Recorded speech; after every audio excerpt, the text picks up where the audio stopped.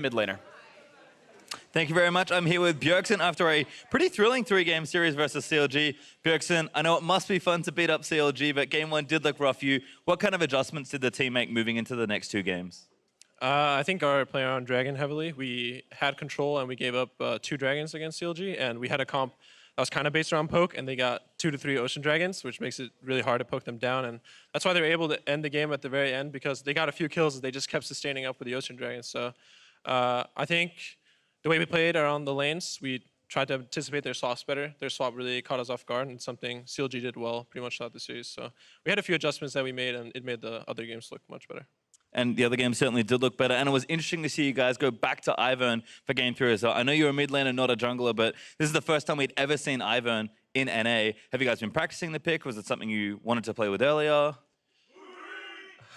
I mean, of course we've been practicing it. It's seen a lot of success in other regions, I think mainly EU, and they see it as a power pick. And I think Ivern is just, especially if you're not used to playing against him, he's just obnoxious, because in this game he walks in, he just takes me these red buff from him. And if you're not used to that kind of Ivern play style where you can just run in, smite your camp away, boom, your buff is gone. And playing around the root, which is kind of hard to see, you have to play off the sound, and playing around the bushes and stuff. So Ivern, I think, is a really powerful pick if you don't know how to play against it. And like you said, we haven't seen it in NA that much, so obviously CLG didn't know how to play against it. Certainly worked out there, but I have to ask, first few weeks did look a little rough, but improvements very obvious even after just week 1. I know you're a big leader for your team. You're effectively the captain, even if you don't call yourself that necessarily.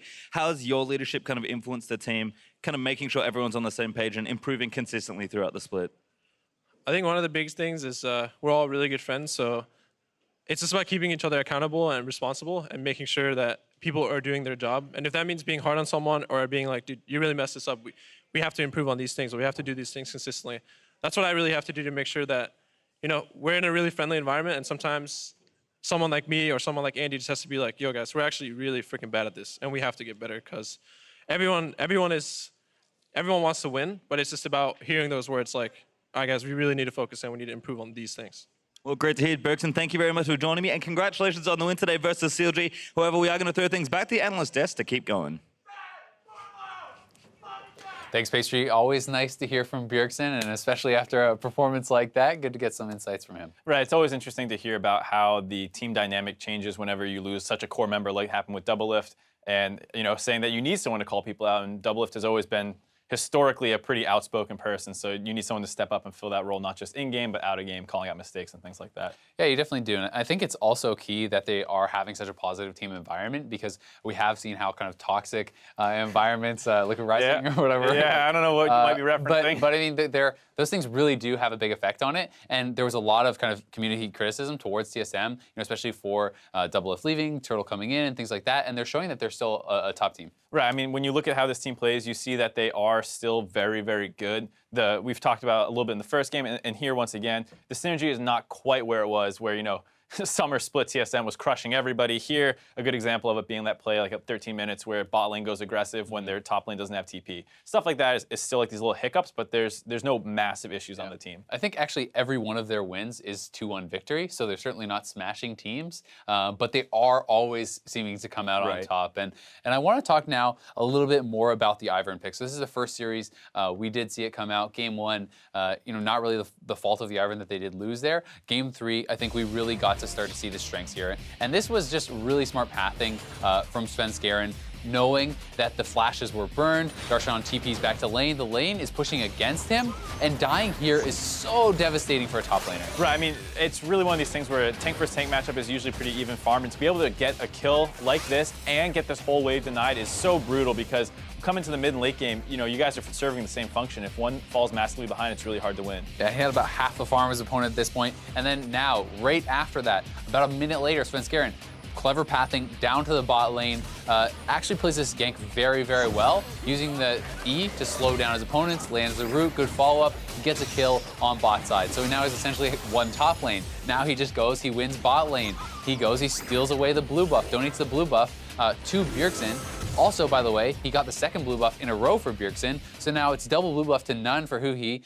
Gives the mid lane a big advantage. He's affected all 3 lanes in the map there, and really was fantastic early game, enabling his team to succeed. And I think it really was important to get that early game lead, because CLG, despite some issues they might have, they had a number of team fights in the mid game where they looked reasonable, where they were so close. Yeah, who he was getting a lot of big shockwaves off. Bjergsen was getting out with just like the smallest bit of health, and the fact that Maokai was so tanky and so annoying for the short range Sivir to deal with, we saw that like TSM was barely able to win those team fights. Where if they started losing them and CLG starts picking up objectives, maybe they actually end up losing this game. Yeah, it definitely could have. There was multiple team fights where Haunter was basically able to zero out Stixxay on that Maokai because he was so far ahead. And on the other side of things, it always felt like Bjergsen barely slipping away with no health to Darshan, who didn't quite have the items he would have wanted to at that kind of point in the game. Yeah, and that's kind of what we're talking about, the fact that he was shut down. It is hard to play that tank role. Though ultimately, I think you can kind of look at the Sivir pick being a little harder to play in team fights. There were a number of team fights where Stixxay was trying his best to get damage in, and it's just so difficult to do. He even went the rapid fire cannon,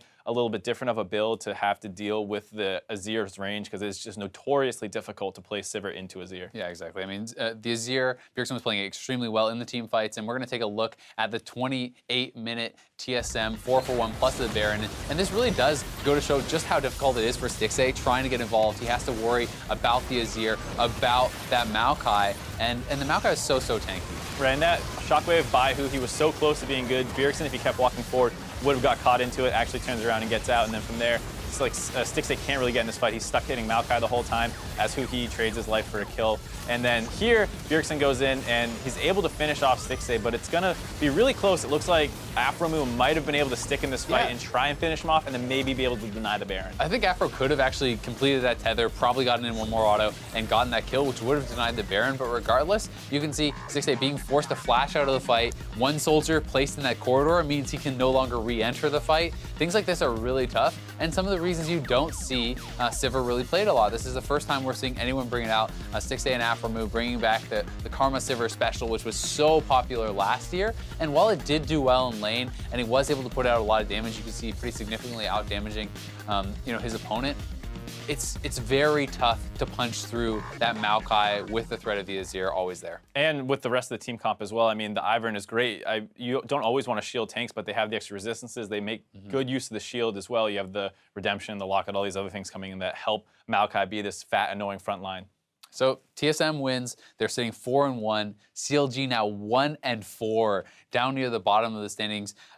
Pretty disappointing start for CLG. I mean, they're going to be going up against Dignitas next. Another team that was predicted to be near the top standings, also 1-4. That's a game that they're going to really need to start picking up wins in. And TSM, they're tied near the top of the standings. They're in second. They're going to be playing against P1, another team near the top of the standings. So they're playing two teams that have the same records as them. And these are things that can start to really dictate how the playoff picture could shape up in the future. You need to be able to beat these top teams. Right, and I think the big thing is just the fact that CLG has looked really good in their losses, which doesn't feel good to say when you're sitting at 1-4, but when you compare how they look compared to maybe that Dignitas team who is struggling really bad in their losses, I think there's a little bit of upside for CLG fans. So there may be some light at the end of the tunnel. We'll have to see if CLG can find it. We've got more league action coming your way. Team Liquid hit the Rift next as they go up against Echo Fox. Don't touch that browser. We'll be right back.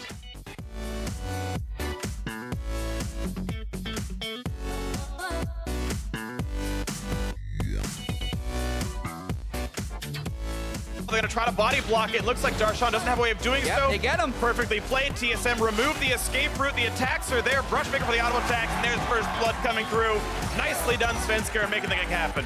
Actually going to dodge away from Q, but now where's he going to go? There's no spells available. That means a shockwave turns into a double kill. There goes Darshan. There's shockwave out of 3 of them. What a beautiful opening. Do they have the damage? Xmithie push right back out, but the health bars are low. They're trying to pick him off, but Stixxay actually falls in the tank, but 2 more turns back around. I got a Q. I'm shield. I'm shield. Kha'Zix. I shield. Kha'Zix. I got him. I'm going. 7. Kill her. No, Japan. TSM will cement the comeback in the series. TSM improved to 4-1 as TSM wins the match.